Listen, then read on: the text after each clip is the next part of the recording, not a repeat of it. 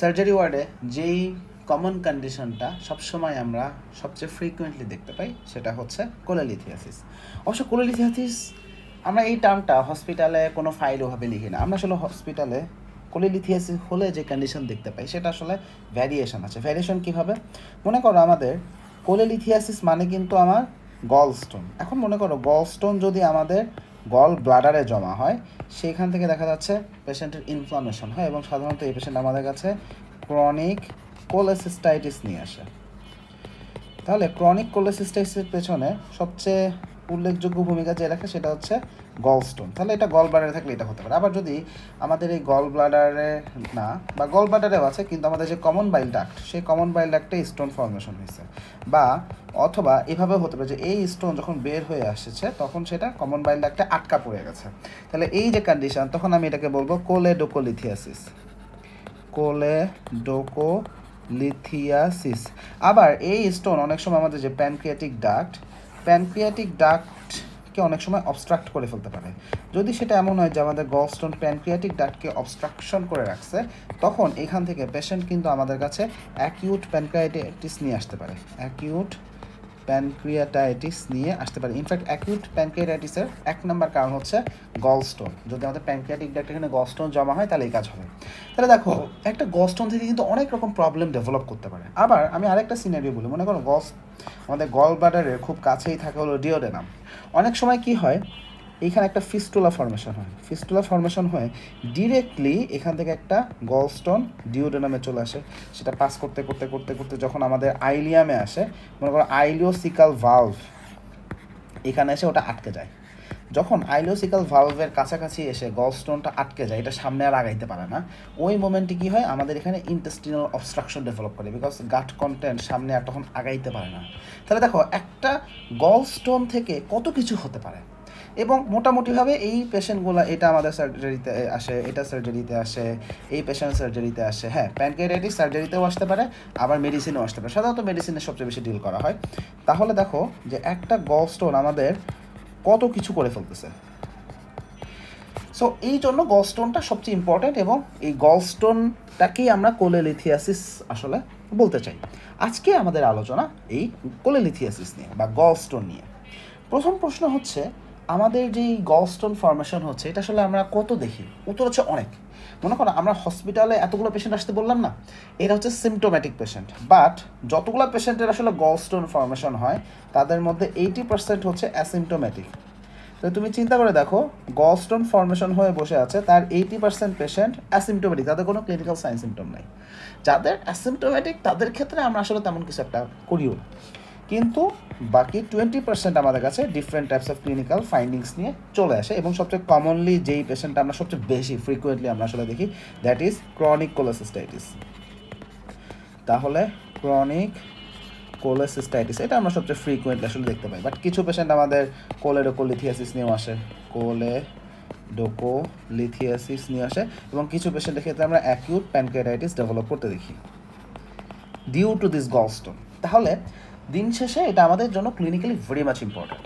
এখন প্রশ্ন হচ্ছে, এই যে কোলেলিথিয়াসিস, এখানে যে স্টোন ফর্মেশন হচ্ছে, এই স্টোনটা আসলে কিসের স্টোন? হ্যাঁ, পাথর কোত্থেকে আসলে? হিউম্যান বডিতে পাথর কীভাবে ফর্মেশন হলো, রাইট? সো বেসিক্যালি আমরা এখানে একটা জিনিস আমি একটু তোমাদেরকে বলেছি, সেটা হচ্ছে যখন আমরা প্যাথোলজি পড়তেছি, প্যাথোলজিতে তোমাদের রবিনসে বলা আছে গল স্টোন 2 রকমের, কিন্তু তুমি যখন সার্জারিতে যাবা, সার্জারিতে তুমি পড়বা গল স্টোন 3 রকমের। সো এখানে একটু কন্ট্রোভার্সিয়াল কথাবার্তা। আসলে আমি দুইটাকেই সঠিক মনে করি, আমি পার্সোনালি মনে করি দুইটাই সঠিক। এটা আসলে মানে not a big deal actually. But তুমি যখন প্যাথোলজিতে যাবা তখন তোমাকে 2টা বলতে হবে, সার্জারিতে গেলে তোমাকে 3টা বলতে হবে। তাহলে কথা হচ্ছে, প্যাথোলজিতে আমরা 2 প্রকার বলি, তারা কী কী, আর সার্জারিতে 3 প্রকার বলি, তারা কী কী। মূল কথা হলো, আমাদের এখানে আমরা 2 রকমের আসলে স্টোন ফর্মেশন হয়ে দেখি। একটাকে আমরা বলছি পিগমেন্ট স্টোন, একটা হচ্ছে আমাদের পিগমেন্ট স্টোন, এবং আরেকটা হচ্ছে আমাদের কোলেস্টেরল স্টোন। আর সার্জারিতে এক্সট্রা যেটা, সেটা হচ্ছে মিক্সড মানে হলো এটা এমন একটা স্টোন যেখানে পিগমেন্টও আছে, আবার যেখানে কোলেস্টেরলও আছে। এটা হচ্ছে সেই এক্সট্রা, বাদ বাকি সেখানেও আমি পিগমেন্ট স্টোন পাবো, সেখানেও আমি কোলেস্টেরল পাবো। তাহলে দিন শেষে আমরা প্যাথোলজিতে এখানে বলতেছি এটা আসলে এখানে আমরা পিগমেন্ট স্টোন দেখি, কোলেস্টেরল স্টোন দেখি। তাহলে এখানে একটা প্রশ্ন হচ্ছে পিগমেন্ট কোত্থেকে আসলো, what is the pigment hair.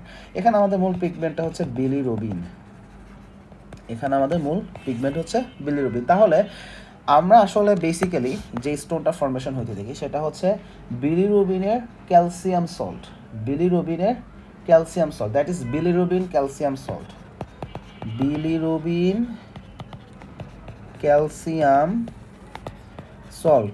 এখন তোমাদের মনে একটা প্রশ্ন আসতে পারে, আমাদের বডিতে বিলিরুবিন আমরা দুইটা অবস্থায় দেখি, একটা অবস্থা হলো আনকনজুগেটেড, একটা অবস্থা হলো আনকনজুগেটেড, আর একটা অবস্থা হলো কনজুগেটেড। এখন আমরা এখানে যখন বিলিরুবিন ক্যালসিয়াম সল্ট বলছি এটা কোনটা, এটা কি আনকনজুগেটেড নাকি এটা কনজুগেটেড? উত্তর হচ্ছে আনকনজুগেটেড। আমাদের আনকনজুগেটেড বিলিরুবিন যেটা, সেইটাই ক্যালসিয়ামের সাথে অ্যাটাচড হবে, বাইন্ড করে আলটিমেটলি একটা আমরা সল্ট লিখতেছি বারবার। সল্ট আসলে বলা যেতে পারে অবশ্যই, এখান থেকে আসলে ফাইনাল একটা স্টোন ফর্মেশন হচ্ছে। তাহলে আমাদের আনকনজুগেটেড বিলিরুবিন, তাহলে যেই সকল কন্ডিশনে আনকনজুগেটেড বিলিরুবিন লেভেল অনেক বেশি বেড়ে যায় সেইখান থেকে আমরা সাধারণত পিগমেন্ট স্টোন ফর্মেশন হইতে দেখব। তাহলে কোলেস্টেরল স্টোন কখন ফর্মেশন হবে, তোমাদের একটা বেসিক জিনিস বলি, সেটা হচ্ছে আমাদের এই যে বাইল যেটা আসতেছে জমা হচ্ছে কোথায়, গল ব্লাডারে। এই বাইলটা কোত্থেকে আসছিল, হেপাটোসাইট থেকে। তাহলে হেপাটোসাইট থেকে যখন আমাদের বাইল আসতেছে, এখানে বাইলের সাথে সাথে এখানে অনেকগুলো কম্পোনেন্ট আছে, এখানে আমাদের বাইল সল্ট আছে, এখানে আমাদের বাইল অ্যাসিড আছে, এবং এখানে আসলে কোলেস্টেরল কম্পোনেন্টও আছে। বেসিক্যালি কোলেস্টেরল কিন্তু আসলে ওয়াটার সলিউবল না, কিন্তু এটা আমাদের এখানে যখন গল ব্লাডার এখানে আসছে, এটা কিভাবে সলিউবল হচ্ছে, এটা সলিউবল হওয়ার পেছনে বাইল সল্ট এবং বাইল অ্যাসিডের একটা ভূমিকা আছে। মনে করো এটা একটা জার, যেখানে এনাফ পরিমাণ বাইল সল্ট এবং বাইল অ্যাসিড থাকলে কোলেস্টেরল দ্রবীভূত অবস্থায় থাকতে পারে। কিন্তু যদি এমন হয় কোলেস্টেরলের কনসেন্ট্রেশন সময়ের সাথে সাথে অনেক বেশি বেড়ে গেছে বাইল সল্ট বা বাইল অ্যাসিডের সাথে কম্পেয়ার করলে, মানে আমার যতটুকু বাইল সল্ট বা যতটুকু বাইল অ্যাসিড যা যতটুকু উপস্থিত, এইটুকু আসলে কতটুকু কোলেস্টেরলকে দ্রবীভূত অবস্থায় রাখতে পারে, এটা একটা লিমিট আছে না। যদি এমন হয় কোলেস্টেরল ওই লিমিটের থেকে বেশি পরিমাণে থাকে, তখন কিন্তু আসলে কোলেস্টেরল এভাবে জমাট বাঁধতে থাকবে, এবং তখন আমরা দেখি যে কোলেস্টেরল স্টোন ফর্মেশন হচ্ছে। তাহলে এইখান থেকে আমরা দেখছি যেই জায়গাতে আসলে এরকম কোলেস্টেরল আমরা বেশি পাচ্ছি, সেখানে আমরা কোলেস্টেরল স্টোন ফর্মেশন হতে দেখি। এবং এক্স্যাক্টলি কোন কোন পেশেন্টের রিস্ক ফ্যাক্টর বা প্রিভেলেন্স, সেখানে আমরা এই জিনিসটা আসলে দেখতে পাই। তাহলে কাদের ক্ষেত্রে আসলে গল স্টোন ফর্মেশন আসলে বেশি হয়, সো এখানে প্রিভেলেন্স কাদের বেশি বা রিস্ক ফ্যাক্টর কাদের বেশি। প্রথম কথা হচ্ছে গল স্টোনটা আমরা ইউরোপ বা আমেরিকা এই দেশগুলোতে, ইউরোপিয়ান, ককেশিয়ান এই গ্রুপ অফ পিপলে খুব বেশি দেখি, ডেভেলপিং কান্ট্রির তুলনায় ডেভেলপড কান্ট্রিতে বেশি দেখা যাচ্ছে। কেন এটা, এখানে জেনেটিক কম্পোনেন্ট থাকতে পারে, বাট তার থেকে আমি যেটাকে বেশি ফোকাস করতেছি সেটা হচ্ছে ডায়েট। সেটা হচ্ছে তুমি যদি আমেরিকাতে যাও বা তুমি যদি ইউরোপে যাও, এদের যে খাদ্যাভ্যাস, এরা হাই ফ্যাট ডায়েট ফলো করে। এই হাই ফ্যাট ডায়েট করতে আসে, এরা প্রচুর পরিমাণে চিজ ইউজ করে, এরা প্রচুর পরিমাণে দেখা যাচ্ছে ফ্যাটি ফুড, ফাস্ট ফুড এগুলো তারা খায়। সো তাদের ডায়েটে আসলে একটা প্রবলেম আছে। দেখা যাচ্ছে যে ডেভেলপড কান্ট্রিতে এটা বেশি হয়, বাট যেগুলো ডেভেলপিং কান্ট্রি বা যেগুলো আন্ডার ডেভেলপড কান্ট্রি, সেখানে কিন্তু আমরা এত বেশি গলস্টোন আসলে ফর্মেশন দেখি না, যতটা আমরা এই এরিয়াগুলোতে হইতে দেখি। সো এখানে অবশ্যই ডায়েটের একটা ব্যাপার আছে, বাট জেনেটিক ব্যাপার এখানে থাকতে পারে, আমি সেটা অস্বীকার করতেছি না, কিন্তু ফুড বা ডায়েটেও এখানে একটা মেজর রোল আছে। সো আমরা আলটিমেটলি দেখতেছি যে যেগুলো ডেভেলপড কান্ট্রি সেইখানে এটা খুব বেশি কমন, সেই সাথে আমরা কিছু particular group of people, race, যেমন নেটিভ আমেরিকান অফ দ্য পিমা, হোপি, এরকম কিছু এরিয়াতে যে মানুষগুলো থাকে তাদের এখানে আমরা দেখি যে গলস্টোনের প্রিডমিনেন্স একটু বেশি। সো অবশ্যই এখানে রেসিয়াল ব্যাপার স্যাপার আছে, বাট ডায়েট একটা ইম্পর্টেন্ট। সো মেজর রিস্ক ফ্যাক্টরগুলোকে যদি আমি আসলে অ্যাসেস করতে চাই, সেখানে আমরা মেজর রিস্ক ফ্যাক্টর কাদেরকে পাই, এখানে আমরা একটা সূত্র আমি আলাদাভাবে একটু বলতে চাই, সেটা হচ্ছে এফ। তুমি এফ দিয়ে মনে রাখো, কি এফ, একটা হচ্ছে ফেয়ার, যারা দেখতে ফর্সা, এই মানুষগুলার সামহাও বেশি হয়। ইভেন বাংলাদেশে যদি আমরা দেখি যতগুলো পেশেন্ট আমাদের কাছে গলস্টোন রিলেটেড ডিজিজ নিয়ে আসে, maximum most of them are actually fair, মানে তাদের চেহারা সুন্দর, মানে একটু ফেয়ার ফর্সা, ফর্সা, একটু চেহারা সুন্দর বলতে ফর্সা আর কি, ফর্সা বোঝাচ্ছি। তাহলে ফেয়ার লেডিস তাদের ক্ষেত্রে বেশি হয়। একটা হচ্ছে ফ্যাট, দে আর মোটা, ফ্যাট। ফিমেল, সারপ্রাইজিংলি এটা ফিমেলে খুব বেশি হয়। মেল পেশেন্ট কি হয় না? হ্যাঁ হয়, বাট ফিমেলে প্রিডমিনেন্স অনেক বেশি। মনে করো আমি সার্জারি ওয়ার্ডে যতগুলো পেশেন্টের কোলেসিস্টেক্টমি করতে দেখছি ডিউ টু গলস্টোন, সেইখানে আমি বলবো যে ফিমেল কয়েক গুণ বেশি। লাইক ফিমেল পেশেন্ট যদি 10টা হয়, মেল পেশেন্ট হয়তো বা 2টা বা 1টা এরকম হবে। সো আমি বলতেছি না 10:1, বাট আমি যেটা বোঝাচ্ছি যে প্রিভেলেন্স ফিমেলেই সবচেয়ে বেশি। তাহলে ফেয়ার, ফ্যাট, ফিমেল। আর একটা হচ্ছে তার বয়স 40s, তাহলে যাদের বয়স 40-এর আশেপাশে, মিডল এজড পারসন, এই গ্রুপ অফ পিপলে আমরা আসলে বেশি হয়ে থাকি। তাহলে আমরা রিস্ক ফ্যাক্টরের মধ্যে এই 4F এটা মাথায় রাখতে পারি, fair lady, fat, female, 40s, বয়স 40 আশেপাশে। তাহলে আমরা একটু সুন্দর করে গুছায় বলি। তাহলে প্রথমে যেটা বলতে চাই, এজ অ্যান্ড সেক্স। সেক্সের মধ্যে তাহলে আমাদের কাছে ক্লিয়ার কি, ফিমেল প্রিডমিনেন্স বেশি। এজের মধ্যে আমরা দেখি সাধারণত যারা মিডল এজড পারসন বা 40-এর আশেপাশে বয়স, একদম হুবহু 40-এর আশেপাশে বয়স সেইখানে। আর মেল ফিমেল রেশিওতে যদি আমরা দেখি, সাধারণত আমরা দেখি যে মহিলাদের ক্ষেত্রে এটা প্রায় 2 গুণ, মানে ছেলেদের থেকে মেয়েদের রেটটা প্র্যাকটিক্যালি মানে মোর দ্যান টুয়াইস বলা যাইতে পারে। তাহলে এইটা একটা গেল। এখন ফিমেলের ক্ষেত্রে কেন বেশি? এই ফিমেলের ক্ষেত্রে বেশির পেছনে আমাদের একটু কোশ্চেন করা উচিত। সেই কোশ্চেনের পেছনে আমরা আসলে হরমোনের একটা সম্পর্ক দেখি, সেটা কি ইস্ট্রোজেন। ইস্ট্রোজেনের সম্পর্কটা কীভাবে? এক, ফিমেলে এমনিতে ইস্ট্রোজেন বেশি। সেকেন্ড কথা হচ্ছে ফিমেলরা হচ্ছে ওরাল কন্ট্রাসেপটিভ পিল খায় যেটার মধ্যে ইস্ট্রোজেন আছে। এখন ইস্ট্রোজেনের সমস্যাটা কি? ইস্ট্রোজেন যেটা আসলে হয়, বা মনে করো যদি কোনো প্রেগনেন্ট লেডি হয় তাদেরও ইস্ট্রোজেন এক্সপোজার আরও বেশি বেড়ে যায়। দেখা যাচ্ছে ইস্ট্রোজেন আমাদের লিভারের সেলে একটা কাজ করে, আমাদের যে হেপাটোসাইটগুলো আছে এই হেপাটোসাইটে তারা লিপোপ্রোটিন রিসেপ্টরের এক্সপ্রেশনকে বাড়ায় দেয়। তাহলে এখানে যেই লিপোপ্রোটিন রিসেপ্টর আছে সেই লিপোপ্রোটিন রিসেপ্টরের এক্সপ্রেশনকে সে বাড়ায় দিচ্ছে, এটা হচ্ছে প্রথম ঘটনা। দ্বিতীয় ঘটনা হচ্ছে আমাদের এখানে একটা হেপাটিক এনজাইমকে তারা আরও বেশি স্টিমুলেট করে, সেই এনজাইমটা হচ্ছে HMG-CoA রিডাক্টেজ। এখন HMG-CoA রিডাক্টেজ এনজাইমের স্টিমুলেশন বেড়ে যাচ্ছে, এটা বেশি বেশি করে কাজ করতেছে, এবং লিপোপ্রোটিন রিসেপ্টরও আপ রেগুলেশন হচ্ছে বা বেশি বেশি করে তারা কাজ করতেছে। এখন এই যে দুইটা ঘটনা ঘটলো, এই দুইটা ঘটনা ঘটার আলটিমেট রেজাল্ট কি? এদের আলটিমেট রেজাল্ট হচ্ছে আমাদের যে হেপাটোসাইট তারা বেশি বেশি করে কোলেস্টেরল আপটেকও করতেছে, আমাদের কোলেস্টেরলের বায়োসিনথেসিস বেশি হয়ে যাচ্ছে। তাহলে কোলেস্টেরলের বায়োসিনথেসিস সেটাও বেড়ে যাচ্ছে, বিকজ বায়োসিনথেসিসের পেছনে এই এনজাইমটা রেসপন্সিবল। সো কোলেস্টেরলের বায়োসিনথেসিস বাড়তেছে, আপটেক বাড়তেছে, এবং এই কারণে দেখা যাচ্ছে যে যখন এই হেপাটোসাইট থেকে বাইল সিক্রেশন হচ্ছে, সেই বাইলে যতটুকু আমাদের কোলেস্টেরল থাকার কথা তার থেকে বেশি থাকতেছে। তাহলে এটা হচ্ছে ইস্ট্রোজেনের ইফেক্ট। বেশি থাকার কারণে দেখা যাচ্ছে আলটিমেটলি যখন এটা আমাদের বাইল গল ব্লাডারে আসলো, তাহলে এখন গল ব্লাডারের মধ্যে আমাদের বাইল অ্যাসিড আছে, বাইল সল্ট আছে, এবং যতটুকু কোলেস্টেরল থাকার কথা তার থেকে বেশি কোলেস্টেরল আছে। এখন বেশি কোলেস্টেরল আছে এতে সমস্যা হচ্ছে না, সমস্যা হচ্ছে তখন যখন বাইল অ্যাসিড এবং বাইল সল্ট যতটুকু কোলেস্টেরলকে দ্রবীভূত করতে পারতো তার থেকে বেশি পরিমাণ কোলেস্টেরল যদি চলে আসে, তখন এই এক্সট্রা কোলেস্টেরলটা দেখা যাচ্ছে জমতে স্টোন ফর্মেশন করে ফেলে, মানে ক্রিস্টাল ফর্মেশন হয়। সো ওইখান থেকে আমরা আসলে স্টোন ফর্মেশনটা হইতে দেখি। তাহলে এখানে ফিমেলে কেন বেশি সেটার একটা এক্সপ্লানেশন আমাদের কাছে ক্লিয়ার। এর পাশাপাশি আরও কিছু কন্ডিশন আছে যেইখান থেকেও আসলে গল স্টোন ফর্মেশন হওয়ার ব্যাপারটা আমরা বলতে পারি যে এনকারেজড হয়। সেটা কি? সেটা হচ্ছে gall bladder stasis.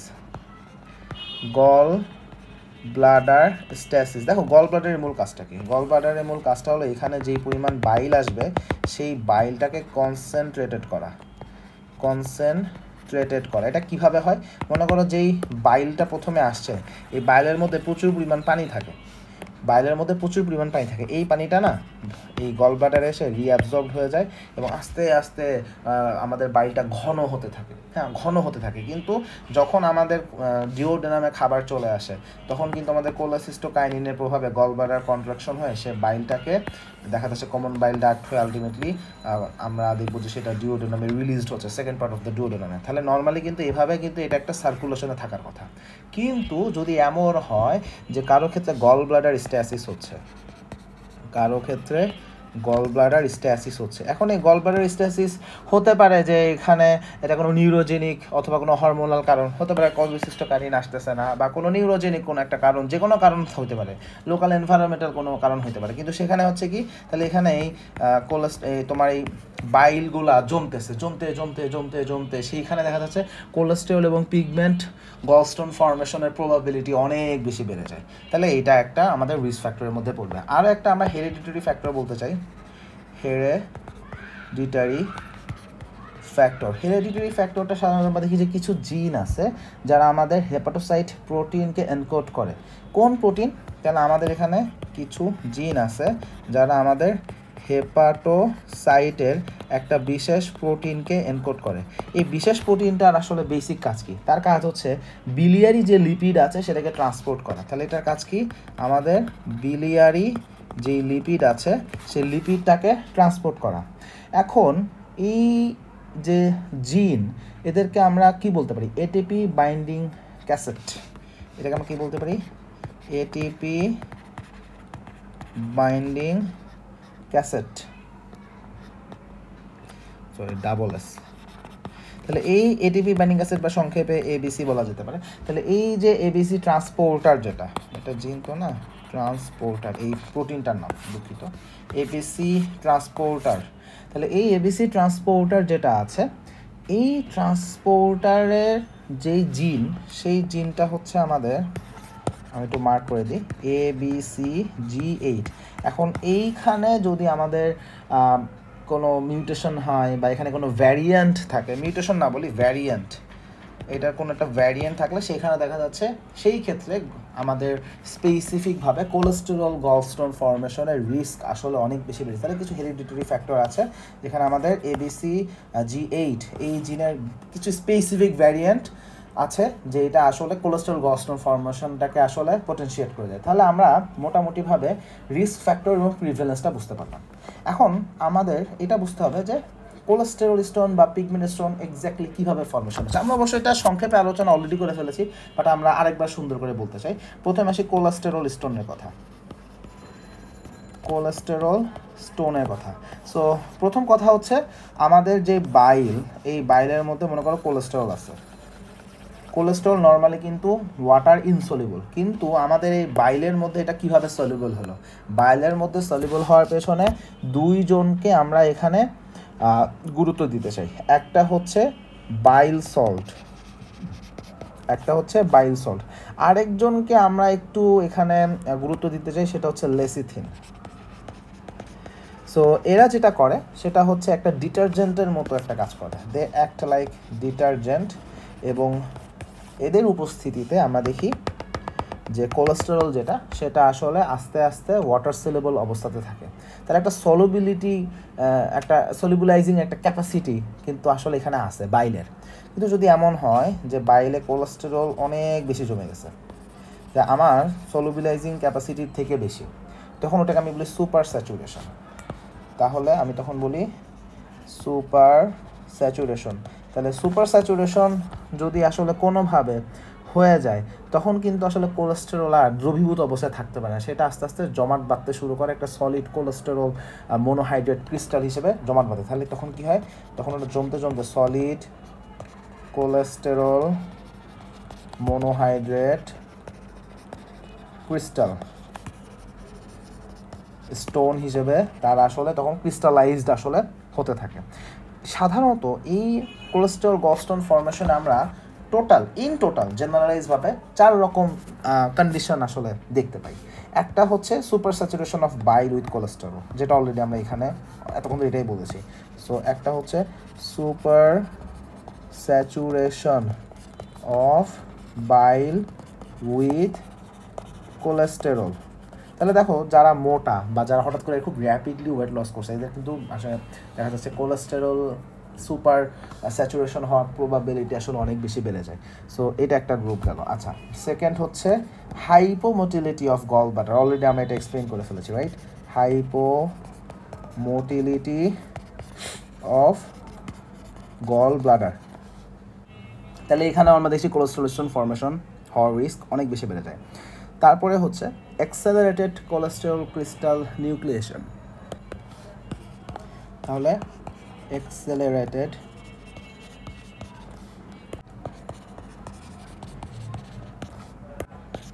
cholesterol crystal nucleation এই কথাটার মানে আমি বোঝাই। মনে করো গলব্লাডার এখানে কোলেস্টেরল এভাবে জমা হচ্ছে, তাহলে এরা যে একত্রিত একটা স্টোন ফর্মেশন হবে এই প্রসেসটাকেই আমি নিউক্লিয়েশন বোঝাচ্ছি। এবং এই জমাট বেঁধে একত্রিত হওয়া এই প্রসেসটাকে নর্মালি যতটুকু হওয়ার কথা তার থেকে এখানে খুব একটু র্যাপিডলি হচ্ছে, সেই জন্য বলা হচ্ছে এক্সেলারেটেড। সো এটাকে আসলে ইন্ডিকেট করা হচ্ছে। অ্যান্ড লাস্ট হচ্ছে hyper secretion of mucus in the gall bladder. দেখা যাচ্ছে এটা কখন হয়, যখন আমাদের এখানে কোনো একটা গল স্টোন ফর্মেশন হলো বা এরকম করে কোলেস্ট্রল যদি ভাবে জমতে থাকে, সাধারণত দেখা যাচ্ছে যে গল ব্লাডার যদি কোনো কারণে মনে করো যে এখানে একটা গল স্টোন অলরেডি ফর্মেশনে বসে আছে, আলাদা করছি, মনে করো এটা গল ব্লাডার অলরেডি মনে করো এখানে দুইটা স্টোন ফর্মেশনে বসে আছে। এখন এই যে স্টোন না, এটা গল ব্লাডার ওয়ালকে ইরিটেট করে। এই যে গল ব্লাডার ওয়াল ইরিটেটেড হলে এখানে আসলে ইনফ্লামেশন হয়। এই যে এখন ইনফ্লামেশন হলো, এটার রেসপন্সে গল ব্লাডার কী করে, এখানে গল ব্লাডার ওয়াল থেকে বেশি বেশি করে মিউকাস সিক্রেশন হতে থাকে। গল ব্লাডার কী করে, বেশি বেশি করে মিউকাস সিক্রেশন হতে থাকে। যখন এই যে বেশি বেশি করে মিউকাস সিক্রেশন হচ্ছে, তাহলে হাইপার সিক্রেশন অফ মিউকাস। কিন্তু এটা কি করে, এই যে এই ক্রিস্টালগুলোকে এনট্র্যাপ করে ফেলে এবং সেটা পরবর্তী দেখা যাচ্ছে আরও নতুন করে আরও কোলেস্টেরল স্টোন ফর্মেশনকে আসলে অ্যাগ্রিভেট করে ফেলে, সেটা আরও কোলেস্টেরল ফর্মেশনটাকে অ্যাগ্রিভেট করে ফেলে। সো আমাদের বেশি বেশি করে যে মিউকাস সিক্রেশন হচ্ছে সেটা আরও নতুন কোলেস্টেরল স্টোন ফর্মেশন আসলে হেল্প করে ফেলে। তাহলে আমার গল স্টোন যেটা আছে সেটার কারণে ইনফ্লামেশন হচ্ছে, সেই ইনফ্লামেশনের কারণে গল ব্লাডার থেকে মিউকাস সিক্রেশন হচ্ছে এবং এই মিউকাস যেটা করতেছে আরও কোলেস্টেরল যেগুলো জমতেছিল সেগুলোকে আসলে এনট্র্যাপ করে ফেলে, সেখান থেকে আরও স্টোন ফর্মেশন করে ফেলে। একটা স্টোন আছে, সেই স্টোনের প্রভাবে আরও নতুন স্টোন এইভাবেই আসলে তৈরি হতে শুরু করে। সো এই জন্য আমরা আসলে দেখি যে যাদের গল স্টোন আমরা আসলে সার্জারি করে কেটে বের করি, তখন দেখা যাচ্ছে মধ্যে প্রচুর পরিমাণ গল স্টোন, একটা দুইটা মানে 10, 20, 40, 50 মানে প্রচুর পরিমাণে গল স্টোন থাকে, একটা দুইটা না, 40, 50, 60 এর আশেপাশে। সো কীভাবে হয়, সো এইখানে এই প্যাথোজেনিসিসটা আসলে কাজ করে। তাহলে মোটামুটিভাবে কোলেস্টেরল স্টোন কীভাবে ফর্মেশন হয় এটা আমরা বুঝতে পারলাম। এবার আসি পিগমেন্ট স্টোন। তাহলে পিগমেন্ট স্টোন কীভাবে আসতেছে, পিগমেন্ট স্টোন আসার পেছনে এখানে মূল পিগমেন্ট হচ্ছে আসলে বিলিরুবিন, এবং আমরা বলেছি আনকনজুগেটেড বিলিরুবিনের যে ক্যালসিয়াম সল্ট সেটাই হচ্ছে আমাদের এখানে পিগমেন্ট স্টোন। এখন কথা হচ্ছে আনকনজুগেটেড বিলিরুবিন কখন আমাদের স্টোন ফর্মেশন করবে। তাহলে প্রথম কথা হচ্ছে এই আনকনজুগেটেড বিলিরুবিন পরিমাণে অনেক বাড়তে হবে, কারণ আনকনজুগেটেড বিলিরুবিনের নর্মাল কি, মনে করো যে আমাদের নর্মাল যে আরবিসিটা ব্রেকডাউন হয়, মনে করো নর্মাল আরবিসি ব্রেকডাউন হয়েছে, এখান থেকেই তো আমাদের আনকনজুগেটেড বিলিরুবিন আসে, এখান থেকে তো আনকনজুগেটেড বিলিরুবিন আসে, রাইট। মানে এই আনকনজুগেটেড বিলিরুবিন যখনই লিভারে চলে আসতেছে, সেটা লিভারে কিন্তু আমরা দেখি বিলিরুবিন ডাইগ্লুকোইউরিনেটের মাধ্যমে কিন্তু কনজুগেটেড হয়ে গেল, সেই কনজুগেটেড বিলিরুবিন পরে বাইলের মাধ্যমে পাস করে। তাহলে আনকনজুগেটেড বিলিরুবিন তো আলটিমেটলি লিভার পর্যন্ত এসে তো আসলে এক্সেস থাকার সুযোগ নাই, তখনই আনকনজুগেটেড বিলিরুবিন প্রচুর পরিমাণে জমা হয়, সেটার স্টোন আমাদের গল ব্লাডারে হবে যদি আমাদের লিভারের কনজুগেশন ক্যাপাসিটির থেকে বেশি পরিমাণ আনকনজুগেটেড বিলিরুবিন উপস্থিত থাকে। সেটা কখন হয়, হিমোলাইটিক কন্ডিশন। এই জন্য আমাদের যত রকম হিমোলাইটিক ব্লাড কন্ডিশন আছে, হিমোলাইটিক অ্যানিমিয়া আছে, যতগুলো হিমোলাইটিক অ্যানিমিয়া, যেমন তুমি আসো সিডেরোব্লাস্টিক অ্যানিমিয়া, তুমি আসো সিডেরোব্লাস্টিক অ্যানিমিয়া একটা হতে পারে, সিকল সেল অ্যানিমিয়া হতে পারে, যত রকম আমাদের আসলে হিমোলাইটিক অ্যানিমিয়া আছে, যেমন স্ফেরোসাইটোসিস, হেরিডিটারি স্ফেরোসাইটোসিস, তারপর সিডেরোব্লাস্টিক অ্যানিমিয়া তো বললাম, সিকল সেল অ্যানিমিয়াতেও আমরা আসলে টু সাম এক্সটেন্ট দেখতে পাই। তাহলে এরকম আমাদের থ্যালাসেমিয়ার কথা আমরা নিয়ে আসতে পারি, থ্যালাসেমিয়া তো আমাদের ব্লাড ভাঙতেছে। সো এরকম যত রকম হিমোলাইটিক কন্ডিশন আছে, সেখানে আনকনজুগেটেড বিলিরুবিন যদি আমাদের লিভারের ক্যাপাসিটির থেকে বেশি হয়ে যায়, তখনই আমরা দেখব যে আমাদের গল ব্লাডার পর্যন্ত আনকনজুগেটেড বিলিরুবিন আসলে আসতে পারতেছে, তাই না? কারণ আমাদের যতটুকু আনকনজুগেটেড বিলিরুবিন নর্মাল অবস্থায় তৈরি হচ্ছিল, সেটা তো লিভার সেলে গিয়ে কনজুগেটেড হয়ে তারপর গল ব্লাডারে আসতেছে। গল ব্লাডারে আনকনজুগেটেড বিলিরুবিন আসার অর্থ হলো এটাই যে আনকনজুগেটেড বিলিরুবিন এত পরিমাণে আছে যে এটা আমাদের গল ব্লাডার পর্যন্ত পৌঁছাইতে পারছে, এবং সেইখান থেকে আমরা দেখি আলটিমেটলি স্টোন ফর্মেশন হচ্ছে। এখন কথা হচ্ছে, তাহলে একটা গেল হিমোলাইটিক অ্যানিমিয়া। তুমি প্যাথোলজিতে দেখবা যে যত রকম হিমোলাইটিক অ্যানিমিয়া আছে, এই হিমোলাইটিক অ্যানিমিয়াতে আমরা কিন্তু পিগমেন্ট স্টোন ফর্মেশন দেখি, ওখানে আমরা দেখি যে কোলেসিস্টাইটিস ওখান থেকে হতে পারে, এবং এমআরসিপিতে এরকম বেশ কিছু কন্ডিশন থেকে প্রশ্নও আসে। তাহলে হিমোলাইটিক অ্যানিমিয়া, এখন কথা হচ্ছে হিমোলাইটিক অ্যানিমিয়া ছাড়া আরও বেশ কিছু কন্ডিশন আছে যেখানে আমরা পিগমেন্ট স্টোন ফর্মেশন হয়ে থাকি। সেটা কি? কিছু স্পেসিফিক ইনফেকশন। যদি আমাদের যে বিলিয়ারি ট্র্যাক্ট আছে, এই বিলিয়ারি ট্র্যাক্টে যদি কিছু পার্টিকুলার ইনফেকশন হয়, তখন আমরা দেখি যে এখানে কনজুগেটেড বিলিরুবিন যেটা ছিল, এই কনজুগেটেড বিলিরুবিন ভেঙে গিয়ে আনকনজুগেটেড বিলিরুবিন তৈরি হয় এবং সেইখান থেকে পরবর্তীতে স্টোন ফর্মেশন হয়। তাহলে এখানে আমরা দেখি যে কিছু পার্টিকুলার ইনফেকশনের ক্ষেত্রে ওই মাইক্রোবিয়াল এজেন্টগুলা কিছু বেটা গ্লুকোইউরোনাইডেজ রিলিজ করে। বেটা গ্লুকোইউরোনাইডেজ, তাহলে কিছু বেটা গ্লুকোইউরোনাইডেজ তারা রিলিজ করতেছে। এটা কিছু ব্যাকটেরিয়ায় কাজটা করতেছে। এরা কি করতেছে? আমাদের এখানে যে কনজুগেটেড বিলিরুবিন ছিল সেটাকে ভেঙে ফেললে আলটিমেটলি আনকনজুগেটেড বিলিরুবিন এখানে হয়ে যাবে, মানে কনজুগেটেড বিলিরুবিনটা জাস্ট ভেঙে গিয়ে আনকনজুগেটেড হয়ে গেল। এই যে আনকনজুগেটেড বিলিরুবিন, এখন এইখান থেকে স্টোন ফর্মেশন হবে। সো এই জন্য আমরা কিছু certain infection in the biliary tree সেখানেও আমরা দেখব পিগমেন্ট স্টোন হচ্ছে, এবং হেমোলাইটিক অ্যানিমিয়াতেও আমরা দেখছি পিগমেন্ট স্টোন হচ্ছে। So this is how pigment stone happens, মানে এইভাবে আমরা আসলে হইতে দেখতেছি। এখন কথা হলো, যদি কোনো পেশেন্টের আমাদের গলস্টোন হয়, কোলেলিথিয়াসিস হয়, ক্লিনিক্যাল ফিচার কী হবে? আমরা কিন্তু আসলে শুরুতে কিছু আলোচনা করে ফেলেছি। তাহলে ক্লিনিক্যাল ফিচারের ক্ষেত্রে প্রথম কথা কি? মেজরিটি পেশেন্ট অ্যাসিমটোমেটিক, 70 থেকে 80% পেশেন্ট অ্যাসিমটোমেটিক, এতে কিছুই আমরা পাবো না। ইনফ্যাক্ট একটা প্রশ্ন আসলে করা হয়, সেটা হচ্ছে মনে করো কোনো একটা পেশেন্টের আমি গল স্টোন পাইছি, গল ব্লাডারে গল স্টোন পাওয়া গেছে, পেশেন্টের কোনো সাইন সিমটম আমি কী করবো? উত্তর হচ্ছে কিছুই করবো না, ট্রিটমেন্ট দেওয়ার দরকার নেই। অ্যাসিমটোমেটিক আছে, ভালো থাকুক, যখন সিমটম অ্যারাইজ করবে তখন সে আমার কাছে আসবে। তাহলে অ্যাসিমটোমেটিক অবস্থায় আমরা কোনো সার্জারি কিছু করি না। তাহলে পেশেন্টের সিমটম যদি আসে, তখন আসলে কী সিমটম হতে পারে? মনে করো যে তাহলে এটা একটা পেশেন্টের লিভার, মনে করো এটা আমাদের gall bladder, common bile duct, আর এটা মনে করো ডিউডেনাম, ঠিক আছে? আর এখানে মনে করো প্যানক্রিয়াস আছে। আচ্ছা, তাহলে এখন মনে করো কোনো একটা পেশেন্টের এখানে একটা স্টোন ফর্মেশন হয়েছে। স্টোন ফর্মেশন হওয়ার পরে পেশেন্টের সিমটম কী আসতে পারে? বেসিক কথা হচ্ছে গল স্টোন ফর্মেশন হলে এইখানে পেশেন্টের যেটা আমরা আসলে দেখি, এখানে দুই রকম ঘটনা হতে পারে। একটা হচ্ছে অ্যাকিউট কোলেসিস্টাইটিস, এবং কিছু পেশেন্ট আসতে পারে ক্রনিক কোলেসিস্টাইটিস নিয়ে। সাধারণত অ্যাকুট কোলেসিস্টাইটিসে পেশেন্টের সিমটমগুলো একটু বেশি সিভিয়ার হয়, কনিকে কম্পেয়ার করলে, আমি যুদ্ধের সাথে যদি দুইটার মধ্যে যদি কম্পেয়ার করি, ইন্টেন্সিটি একটু কম, তবে মোটামুটি সিমটম আসলে প্রায় একই রকম থাকে। কী কী সিমটম থাকে?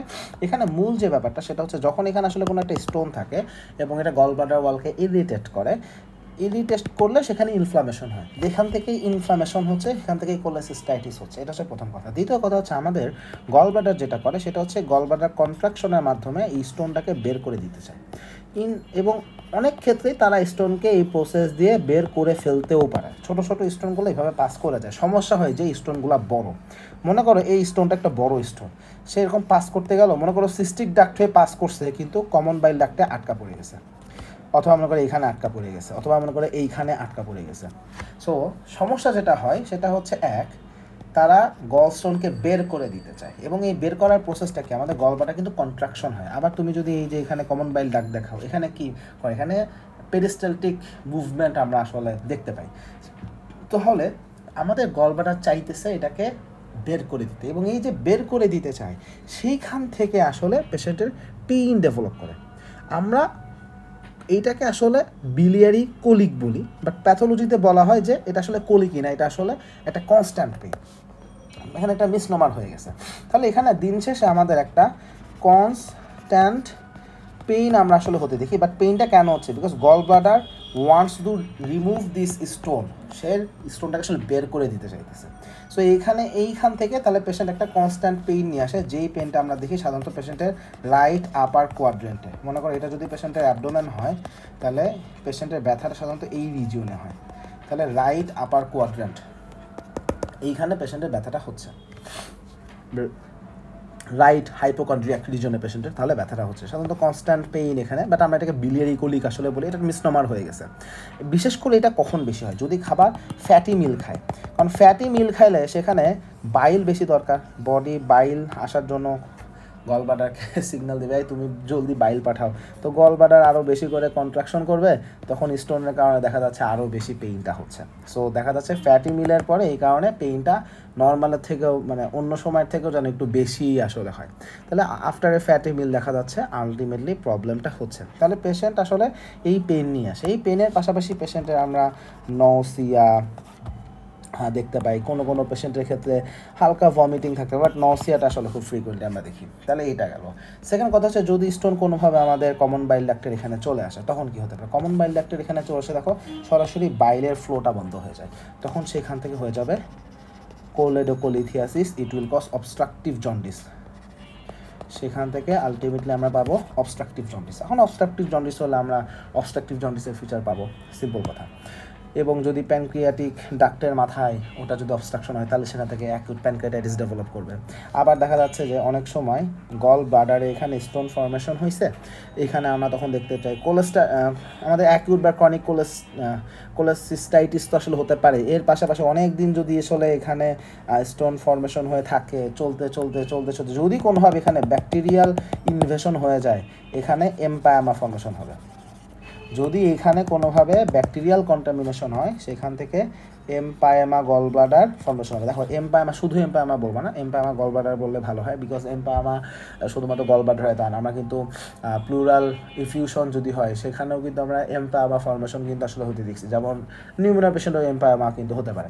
তো এম্পায়ামা স্পেসিফিকভাবে বলতে হবে যে গল ব্লাডার এখানে এম্পায়ামা হচ্ছে, তাহলে এম্পায়ামা হতে পারে। অনেক সময় গল স্টোন এখানে দেখা যাচ্ছে ওয়ালটাকে ইরোড করে সরাসরিভাবে ডিউডেনামে রিলিজ করতে পারে, ফিস্টুলা ফর্মেশন হয়ে যায় অনেক সময়, একটু আগে তোমাদেরকে ফিস্টুলা দেখাচ্ছিলাম, তাহলে এখন ফিস্টুলা ফর্মেশন হতে পারে, এম্পায়ামা হতে পারে, পারফোরেশন হতে পারে। তারপরে অনেক সময় যেটা হয় যে গল স্টোন যখন আমাদের কমন বাইল ডাক্ট এখানে আসলো এখানেও ইনফ্লামেশন হলে তখন কোলানজাইটিস হয়, তখন কি হয় কোলানজাইটিস হয়, তখন এই কোলানজাইটিস হলে পেশেন্টের ফিভার ডেভেলপ করে, পেশেন্ট জন্ডিস তখন সাময়িক জন্ডিস নিয়ে আসে, দেখা যাচ্ছে যে অনেক পেশেন্ট নসিয়া নিয়ে আসবে, ভমিটিং নিয়ে আসবে, সাময়িক সময়ের জন্য জন্ডিস অ্যান্ড ফিভার, তখন আমরা চিন্তা করি যে কোলানজাইটিস হয়েছে ডিউ টু গলস্টোন। তাহলে পেশেন্ট আমাদের কাছে আসলে মাল্টিপল টাইপ অফ আমরা বলতে পারি যে ক্লিনিক্যাল প্রেজেন্টেশন নিয়ে তাহলে আসতে পারে। সো মোটামুটি কোলেলিথিয়াসিসের আলোচনা এইটুকুই। নেক্সট ক্লাসে ইনশাআল্লাহ আমরা কোলেসিস্টাইটিস নিয়ে